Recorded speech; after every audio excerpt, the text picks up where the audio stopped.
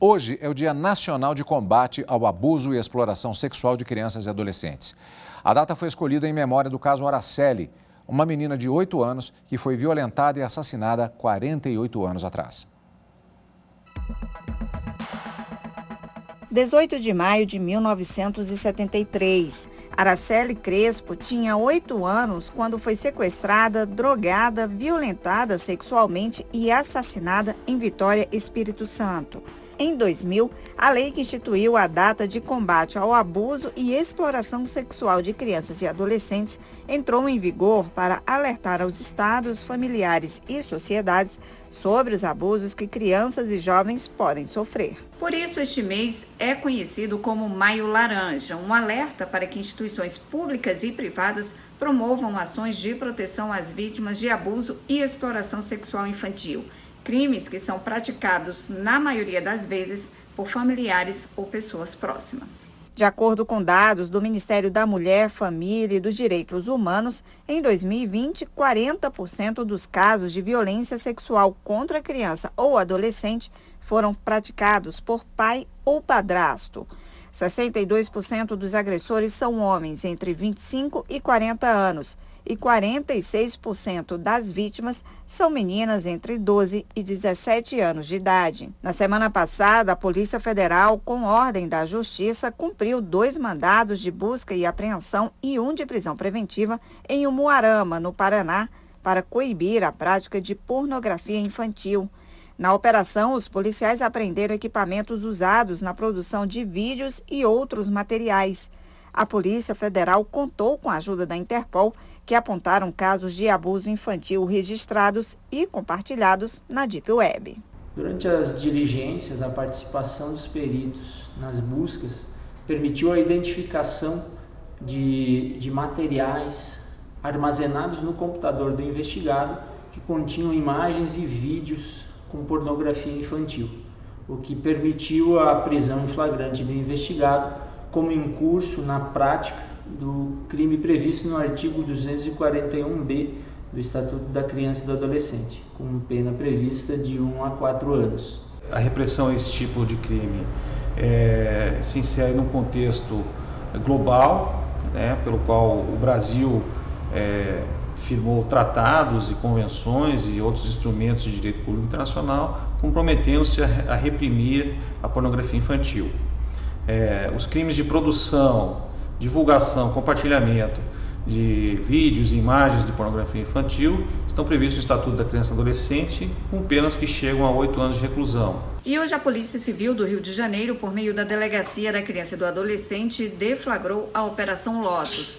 Considerada uma das maiores investigações contra a pedofilia, a polícia conseguiu chegar a uma rede de criminosos que trocava materiais pornográficos de crianças e adolescentes na internet. A operação está sendo realizada em 18 estados e no Distrito Federal. No Rio de Janeiro, pelo menos 5 pessoas já foram presas. A Secretaria Nacional dos Direitos da Criança e do Adolescente está ampliando e aperfeiçoando a rede de proteção às crianças e adolescentes. Nós estamos fortalecendo o sistema de garantia de direitos, principalmente os conselhos tutelares, equipando os conselhos, capacitando através da nossa INDICA, nossa Escola Nacional dos Direitos da Criança e do Adolescente, e estamos lançando nesse 18 de maio também um amplo levantamento acerca das delegacias especializadas em crimes contra a criança e adolescente e as varas da infância também especializadas em todo o Brasil, para que toda a sociedade possa acompanhar de perto quais são os estados brasileiros que de fato estão investindo mais na proteção da infância. Para dar continuidade ao assunto, eu converso agora com a advogada Marília Brambila, que antes de mais nada eu dou boa tarde mais uma vez, seja bem-vinda mais uma vez aqui ao Jornal da Justiça, primeira edição, para que possamos falar sobre esse importante assunto, doutora. Boa tarde mais uma vez. Boa tarde, Cadu. Boa tarde a toda a equipe. É sempre uma honra participar do programa do Jornal do Almoço. Bom, a visualização desse tipo de crime ela tem sido cada vez maior. E aí nós temos um problema que eu já transfiro na forma de pergunta para a doutora, que é o fato de que os números eles podem ter 2 significados. Uma visibilidade maior de determinadas práticas, por outro lado, a ausência de mecanismos de combate. Como é que podemos falar em termos das leis que têm sido elaboradas? Falta muita coisa, houve avanços, como é que podemos analisar esse quadro? Cadu, realmente nós precisamos de muitas alterações ainda, mas estamos nesse caminho. Nós tivemos uma lei, a Lei 13.431 de 2017, que trouxe aí um avanço muito grande, que é o depoimento especial de crianças e adolescentes vítimas de crimes sexuais e outras violências. Nós temos aí o aperfeiçoamento, como vimos na própria reportagem, dos conselhos tutelares, os municípios, os estados e a própria União estão aí em unidades de esforços, junto com o Ministério da Mulher, né, e Cidadania, para que nós possamos identificar esse tipo de violência e enfrentá-la de frente, Cadu. Ela acontece dentro da nossa casa. Pois é, esse é um dos principais aspectos relacionados, um dos mais dramáticos, inclusive. Era comum antigamente, inclusive, se ouvir falar a respeito, assim como a violência doméstica, que isso fosse abafado. Em relação à violência contra a criança, isso, particularmente em caso de pai e padrasto, isso ainda acontece de maneira significativa? Há mais denúncias? Cadu, a gente tem uma lenda do boto, né, Cadu? Então, a gente tem essa perspectiva cultural de simular, de ocultar, como se fosse um defeito da família. E não é, nós precisamos proteger as nossas crianças. Nós precisamos, no menor indício, Cadu, até mesmo na escola, um vizinho que perceba que essa criança mudou de comportamento, que possa levar ao conhecimento das autoridades. Nós temos, Cadu, ações penais públicas incondicionadas, o Ministério Público vai denunciar esse abusador. Então, muito cuidado, a criança que mora ao nosso lado, e dentro dessa nossa convivência social, nós precisamos cuidar das nossas crianças. Nós vimos agora na reportagem a referência ao caso Araceli, que inclusive o dia justamente é escolhido por conta desse caso.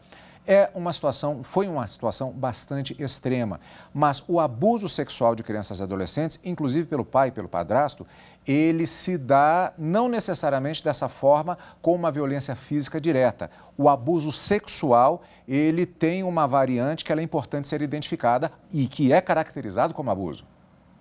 Sim, Cadu, nós temos o voyeurismo, né, onde não há toque nessa criança, mas há observação lasciva, que pode ser considerado, segundo o entendimento do STJ, inclusive estupro de vulnerável.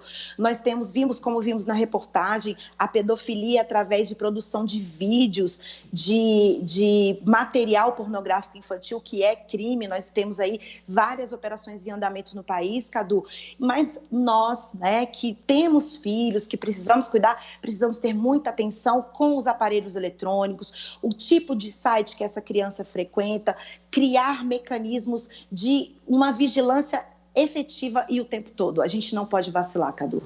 Doutora, muitas perguntas, há muitas questões relacionadas ao tema. Agora, infelizmente, nós temos essa possibilidade de fazer essa exposição para chamar a atenção sobre o assunto. Mas seja sempre bem-vinda para falarmos mais a respeito desse importante combate. Muito obrigado pela presença. Obrigada, Cadu, eu que agradeço.